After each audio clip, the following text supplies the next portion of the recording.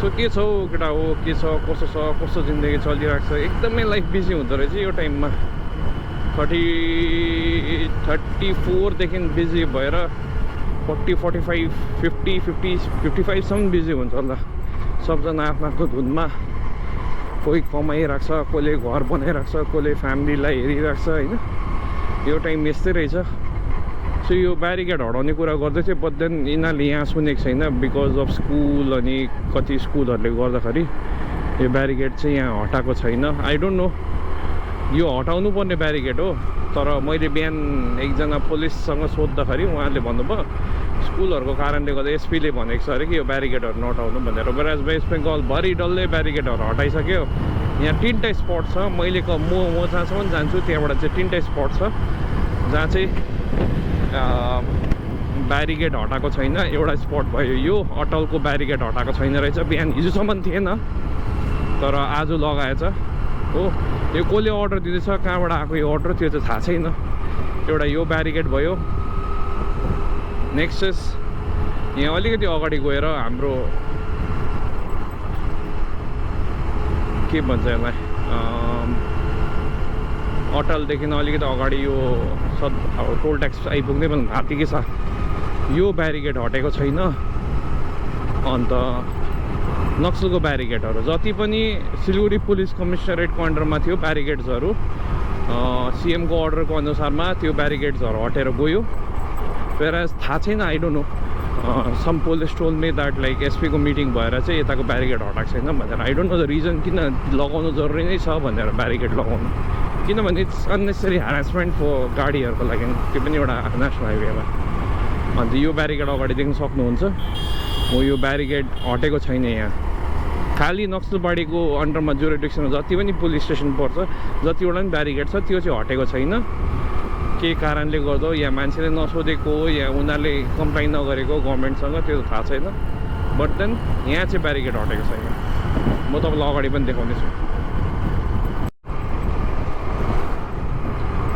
So toll ट्याक्समा I go from the main toll tax, किनभने त्यहाँ बाइक पास हुने जग्गा त अलिकति फाका हुन्छ, अलिकति स्लो गर्नुपर्छ, तर यु क्यान पास यो bike from here instead of going through barricade. किनभने barricade is very time consuming. अहिले यो कुनै पनि स्टेटमा छैन क्या, वेस्ट बेङ्गल छोडेर अरू कुनै स्टेटमा छैन यो ब्यारिकेडिङ सिस्टम नेसनल हाइवेमा।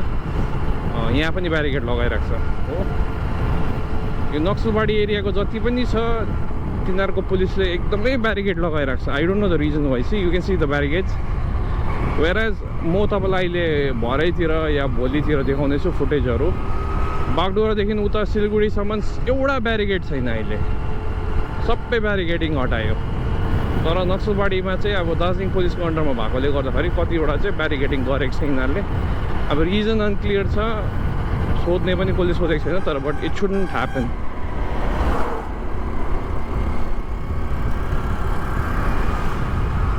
यहाँको आइपुग्यौँ हामी। अन्त यहाँको एकदमै एउटा बिजनेस सेन्ट्रिक हब नै भइरहेको छ। सबै स्लोली गर्दै अलिकति निकै डेभलप भइसक्यो इन कम्पेरिजन टु आजभन्दा 5 वर्ष अगाडि या 6 वर्ष अगाडि। If you can see this, you can see the barricades again there.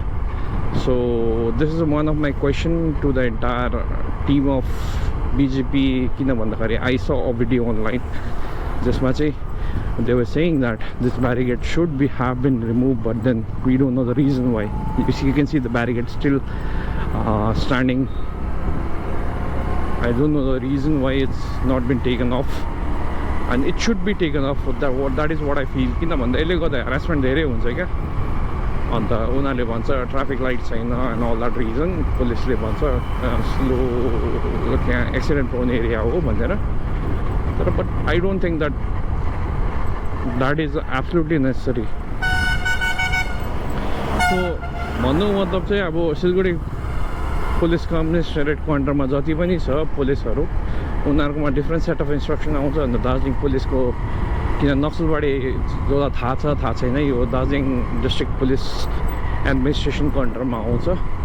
Because people from Darjeeling are posted here, those were in Darjeeling police. So त्यसले गर्दाखेरि त यो नक्सलबाडीको अब कुरा चाहिँ एकदमै क्लियर छैन। I don't know the exact fact, maybe they might be some logical reason behind it. तर this is some video that I always wanted to make, because this is something last past जबदेखि BJP government has came into power, they have done various changes aggressively. So including which is one is removing a barricade in all national highways. So I don't know the reason why they have not removed it in Naxalbari. नक्सलबाडीमा र नक्सलबाडीको पुलिसको under जुरिडिक्सनमा जति पनि परेको छ त्यो चाहिँ निकालेको छैन. I don't know why.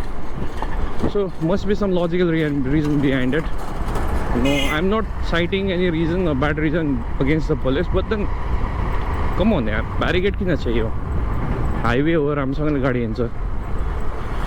So finally I've reached Naxalbari. त्यही कुरा गर्दा तपाईहरुसँग हैन. So नक्सलबाडीमा मेरो प्यारी बुढोको ड्युटी स्पट, बिकज रिल्याक्स गर्नुको लागि. अब फेरि चेन्ज गरेर जान्छ. खाना खाएर रिल्याक्स भएर जान्छु नि. किन? Bye bye. चस्मा लगाएर आउनु. बस बस छिटो. One more lovely information. अनिशालाई मैले पिकअप गरिसकेँ. सो यहाँ चाहिँ अहिले सर्कस लागिरहेको छ है. So those of you who want to see circus and bring the kids, छोराछोरी लिकिन आउनुहुन्छ हैन भन्यो भने यहाँ सर्कस लागिरहेको छ नक्सलबाडीमा. रमणीय सर्कस हेर्नु जहिले पनि it's one hell of a thing for kids. नानीहरूको लागि एउटा, किन भन्दाखेरि अब हामी अब बुढो मान्छेहरूलाई त केही छैन, त्यो लगाउनै हुँदैन, अट्याचमेन्टै हुँदैन, तर नानीहरूलाई it's something different. So definitely you should bring you kids out here. नानीहरू लिकिन आउनु सक्नुहुन्छ. अनि उनीहरूले बाघ भालु जे पनि रिङमा यहाँ जिम्नास्टहरूले पर्फर्मेन्स गरेकोहरू हेर्न सक्छ. Last time I saw circus was in 1995. Jumbo Circus लागेको थियो सिलगढीमा. So I was quite small at the time. So circus is one hell of a thing. तर अहिले अब मोडर्न 2021 जेन्जीको एरामा हामी मिलेनियल्सहरूलाई त अब जुन प्रकारले जिन्दगी बिताए त्यो प्रकारले बिताउने छैन. अब उनीहरूको लागि अब if you are healthy parents होइन, जो नानीलाई out of iPads and rest of the thing राख्छ होइन, तिनीहरूको लागि चाहिँ I suggest you should definitely get your kids out here circus हेर्नुको लागि. बिकज सर्कस सधैँ लाग्दैन, कोही कोही बेला लाग्छ. So they will have one hell of experience. Definitely people should go. म चाहिँ भन्छु physical activity is very important in 2021st century.